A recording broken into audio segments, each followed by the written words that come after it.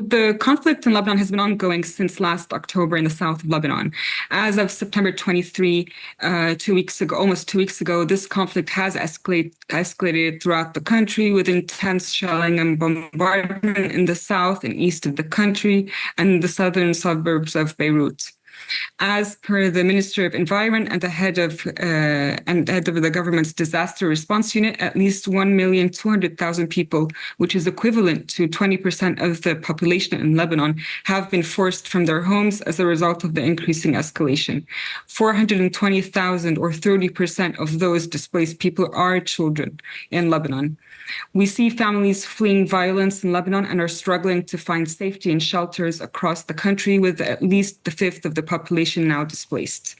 This rate of displacement is really unprecedented and really overwhelms the figures of displaced compared to the 2006 Lebanon-Israel war. Since last October, the escalating violence has really resulted in the death of just over 1,900 people and left approximately 9,000 people injured. This includes the death of 127 children. It's important to note that 96% of the reported casualties have occurred in populated areas in Lebanon.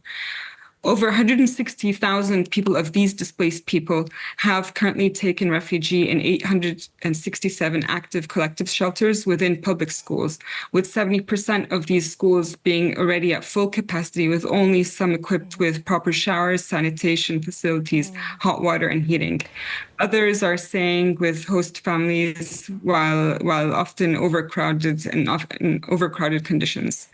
We have also reports of just over 300,000 people who have fled and crossed into Syria, 24% of those being Lebanese. You're obviously expecting this situation to get worse as some of those people are told by Israeli forces to move even further north. Yes, exactly. We are expecting that these figures do increase more, and we are expecting an increase of displaced population within the country and, having a major impact on children. I wanted to find out from you, Rasha, what sort of stories you're hearing from people. Schools have been closed for the past 2 weeks, which has impacted 1.5 million children, which are of Lebanese, Syrian, Palestinian nationalities.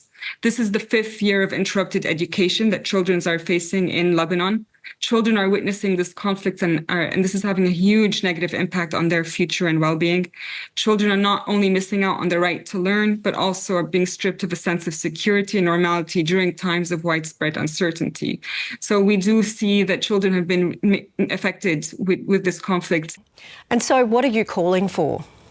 We're calling for a ceasefire, an immediate ceasefire, to prevent further suffering and ensure safe humanitarian access, and to stop the conflict from escalating any further in the region.